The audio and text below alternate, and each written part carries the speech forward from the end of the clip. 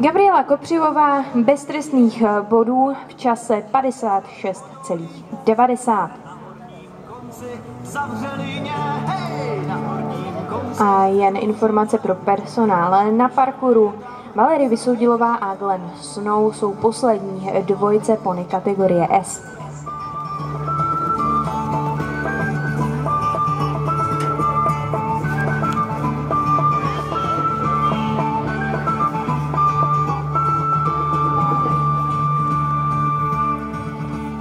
Na horním konci košulenka, na horním konci lipka tenká, hej, od lipků horký splav se točí, dajte mě spát, vy černé oči, nebudu chodit po dolině, na horním konci